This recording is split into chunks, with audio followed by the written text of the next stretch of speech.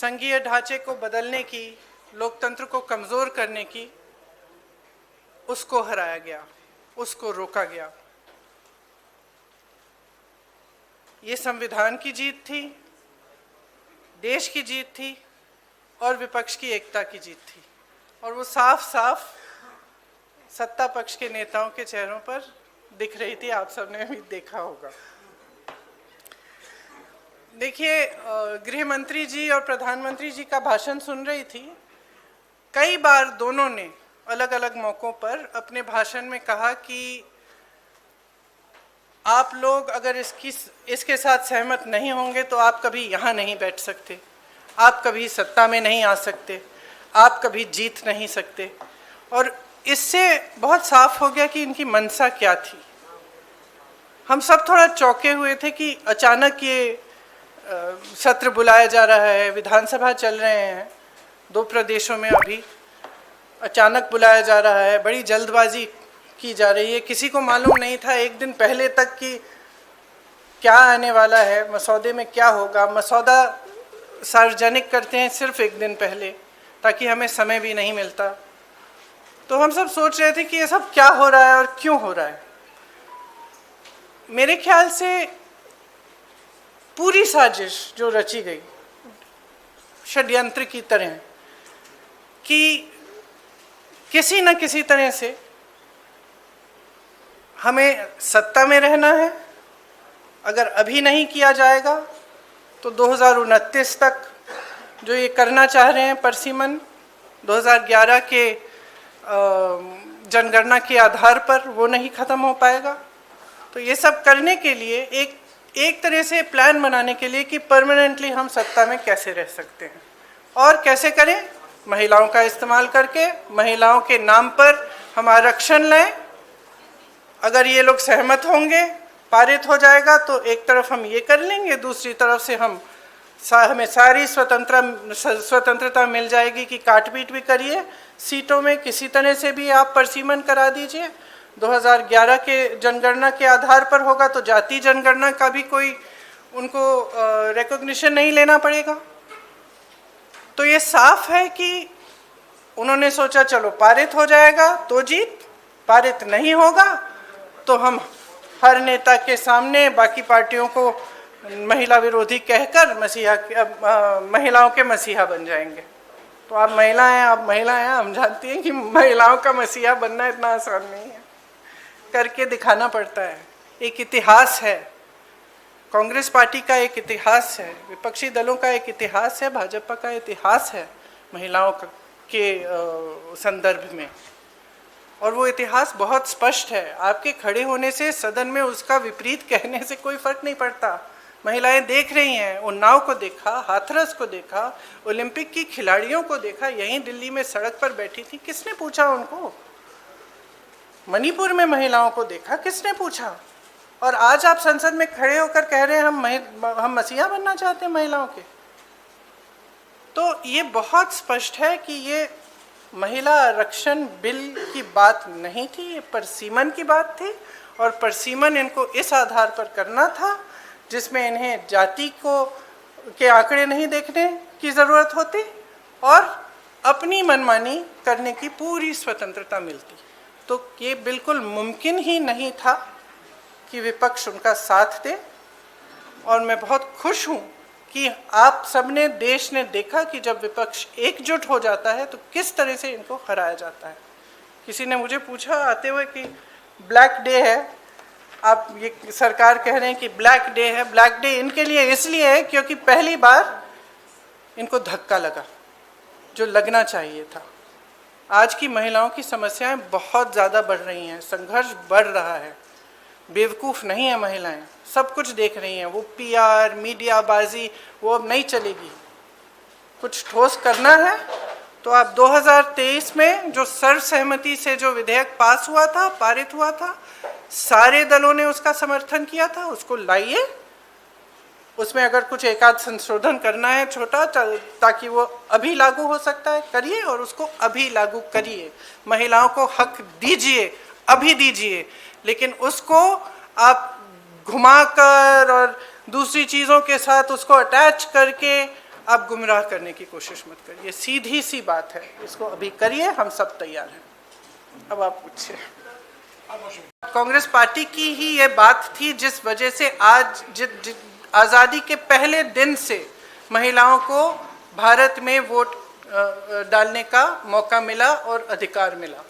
तो मैम सवाल ये था कि बीजेपी और एनडीए पूरे देश में अभियान चलाने जा रही है। आपने देखा कि कल शाम को प्रदर्शन हुए, देश भर में प्रदर्शन हमने देखा बीजेपी की तरफ से, और ये दिखाने की कोशिश है कि महिला विरोधी है कांग्रेस और इंडिया अलायंस। इसकी काट में आप लोगों की तरफ से क्या कोई अभियान चला जाएगा, क्या रणनीति होगी कांग्रेस की और इंडिया अलायंस की इसकी काट के लिए? जो बात आप अब कह रही है वो देश के आम लोगों तक कैसे ले जाएंगे? देखिए, जैसे मैंने कहा, देश की जनता जो है उसमें बहुत ही ज़्यादा विवेक है। अगर इनको अभियान करना है पूरे देश भर में, खुलकर करें। लेकिन आज देश उस परिस्थिति में नहीं है जो 12 साल पहले था, और शायद कभी कभी ये होता है कि जब सत्ता बढ़ जाती है लोग सच्चाई नहीं बताते हैं नेताओं को। तो इस पूरे ये जो पूरा पिछले 2-3 दिनों में हुआ, इससे कुछ हद तक ये भी दिख रहा है कि ये समझ नहीं पा रहे हैं कि आज भारत बदल गया है। भारत की जनता देख रही है, समझ रही है कि मीडियाबाजी, पीआर बाजी, ये बड़े बड़े अभियान, इतना सारा पैसा डाला जाता है इसमें, ये चल नहीं रहा है, ये अब चल नहीं रहा है। कल बार बार अमित शाह जी कह रहे थे, आदरणीय अमित शाह जी कह रहे थे कि हमारी बातों पर भरोसा करिए। कोई भरोसा नहीं कर रहा है।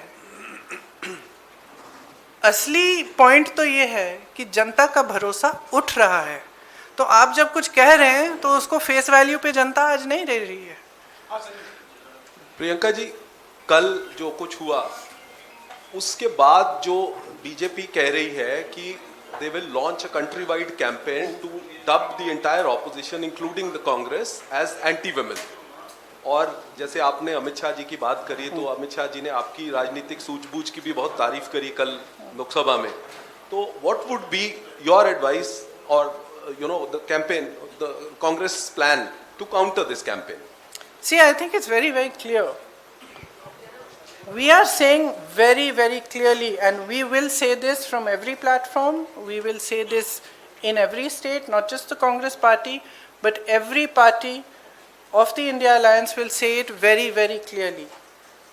Bring that 2023 legislation which was passed, make whatever change you want to get it done by 2029, we will fully support it. We will say this again and again, all over the country. And the other point that I was making in Hindi earlier was that things have changed for this government. It's very visible from their actions. Firstly, they are under a lot of international pressure. It's very, very clear. A lot of the actions they are taking, I don't think, as my brother has said multiple times, any Indian Prime Minister would have accepted the terms of the deal that they have done with the US unless there was massive pressure. He is obviously under massive pressure. It is very obvious. So public is seeing this. The public continues to suffer with multiple problems. The price of gas, price of fruit, vegetables, everything has gone up, and especially the burden of this is on the shoulders of women. And it's across class, across caste. It does not matter whether you're a rich woman, poor woman, whether you live in an urban center, whether you live in the villages. Your problems are increasing. And there is nothing coming from the government to resolve them. So the public can see it. So they can take their Mahila Morcha in front of whoever's house they want. They can make as much tamasha as they want. This country has now awakened to the fact that they do not stand by their words. They cannot be trusted, and certainly women cannot trust them, because we have seen their attitude and their behavior on multiple occasions.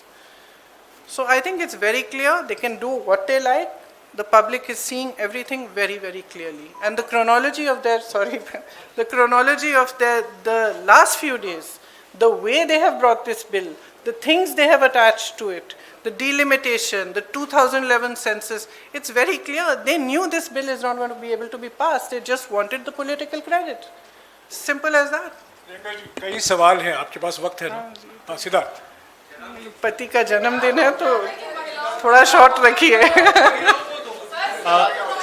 Ma'am ये सवाल ये है, ma'am सवाल ये है ma'am सवाल ये है, यहाँ पे विमेंस कर लेते हैं। Okay, after this one. Ma'am सवाल ये है कि आप लोग कह रहे थे कि ये वुमेन रिजर्वेशन बिल सिर्फ एक ढाल है, पीछे से एक मंसूबा डिलिमिटेशन पास कराना है। अभी भी डिलिमिटेशन बिल के लिए कल जब जो मंत्री किरण रिजिजू है उन्होंने कहा कि बाकी दो बिल अब मैटर नहीं करता है, इसको हम बाद में पुटअप करेंगे। डिलिमिटेशन की मैं बात कर रहा हूँ, उस पर आप लोग कैसे आगे इसको चीज रखेंगे? हमारा क्या- स्टैंड बहुत क्लियर है, पूरे अलायंस ने अपना स्टैंड बहुत बहुत क्लियर किया है, और इस वोट से और भी स्पष्ट हुआ है कि हमारी मानसिकता में, हम मतलब मानसिकता नहीं, हमारी समझ में ये जो बिल लाया गया और ये जो 3 दिनों की चर्चा चली, ये महिला आरक्षण की नहीं थी, ये परसिमन पर ही थी। और इस पर हमने सब ने अपने विचार बहुत स्पष्टता से व्यक्त कर लिए हैं। अरे यू सेड टू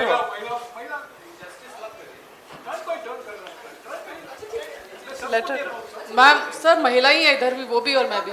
मैम आपने 543 सीटों की आपने कहा कि 543 मौजूदा सीटों पर सरकार दे दे, तो ओबीसी का उसमें प्रावधान नहीं है, एससी एसटी का तो है, तो क्या उसके लिए भी अगर आप नहीं, उसमें उचित प्रावधान बनाया जा सकता है, क्यों नहीं बनाया जा सकता? और दूसरा मैम सरकार के नैरेटिव को काउंटर करने के लिए, क्योंकि सरकार कह रही है कि हम सड़क पर जाएंगे, संसद से सड़क तक की लड़ाई लड़ेंगे, तो क्या कांग्रेस का भी कोई ऐसा थॉट प्रोसेस है कि हम भी सड़क पर जाएं, और अगर जाएंगे तो क्या कोई रूपरेखा? देखिए, इन्होंने ये पूरा प्लान पहले से बनाया था, शायद ये भी इस प्लान का हिस्सा था। हम अभी कल हमने इनको डिफीट किया है पार्लियामेंट में, हम आज बैठ के हम भी सोचेंगे कि हमें क्या करना है और ज़रूर करेंगे कुछ।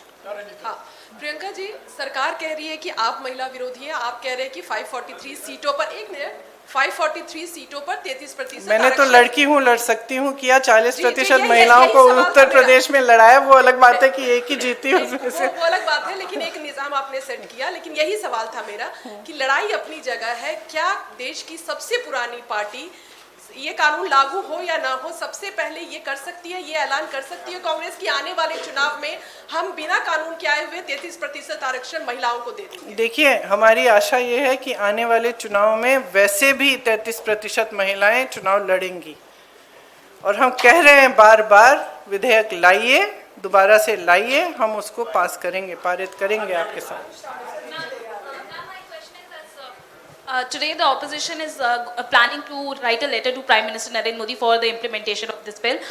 But are you also going to mention about the OBC quota? Because already for SC/ST there is a provision which has been passed. Obviously. And for Muslim reservation also it was being demanded by the Samajwadi Party. Are you also going to support that in this particular letter? Look, the OBC quota, I think almost every speaker from the opposition has referred to it. We are all saying that if there are women's reservations, just like there will be 1/3 reservations in the ST and the SC, there has to be a OBC reservation which is commensurate to the number. That's it. We're saying it again and again. Priyanka ji पूछ रहे हैं, कुछ पूछ रहे हैं। प्रियंका जी मेरा नाम एक मिनट, इन्होंने शुरू कर लिया था जी। प्रियंका जी मेरा नाम पूनम है और मैं अमर उजाला जीत से गई। हूँ। प्रियंका जी मेरा सवाल ये है कि परिसीमन 2026 तक फ्रीज था, अब वो परिसीमन खुला है। आपने कल कहा कि महिला संशोधन विधेयक इसलिए नहीं लाया गया कि परिसीमन मनमाना था, अब परिसीमन होना है, तो कांग्रेस की दृष्टि में वो परिसीमन किस प्रारूप में होना चाहिए और उसके लिए क्या कुछ कांग्रेस की मांग रहेगी? हमने बार बार कहा है कि परसीमन से पहले जातीय जनगणना होनी चाहिए, उसके आधार पर होना चाहिए। देखिए, ये परसीमन आयोग बनाना चाहते हैं जिसमें ये 3 जने अपने लगाएंगे, जैसे इन्होंने बाकी सारे आयोग बनाए हैं और सबको कैप्चर किया है, तो हम भरोसा कैसे करें? आपने देखा परसीमन में इन्होंने असम में क्या किया है और JNK में क्या किया है। विपक्षी दलों के नेताओं की सीटों का विभाजन, अपनी मनमानी से काट-पीट। JNK में कुछ सीट ऐसी हैं जहां एक जगह एक हिस्सा इधर है, एक हिस्सा उधर है, सिर्फ अपनी सत्ता बनाए रखने के लिए। कौन भरोसा कर सकता है? जनता भरोसा नहीं कर रही है, आप कह रहे हैं कि हम भरोसा करें उनकी।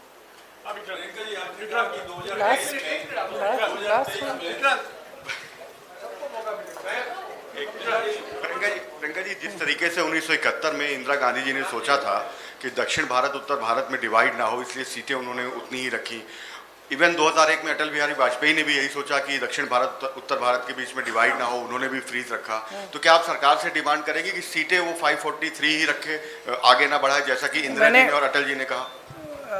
देखिए, जैसे इंदिरा जी और अटल जी ने कहा और किया, उस पे फ्रीज की वजह थी।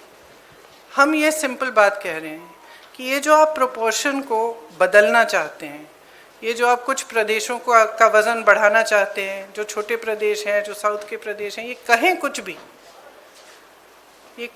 भी, हम इनकी बातों पर भरोसा नहीं कर सकते।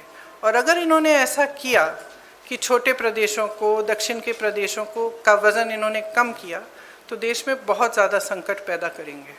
तो इससे हम सहमत नहीं हो सकते। तो हम बिल्कुल इस पक्ष में हैं कि जैसा है वैसा ही रहना चाहिए, प्रोपोर्शन के तौर पर।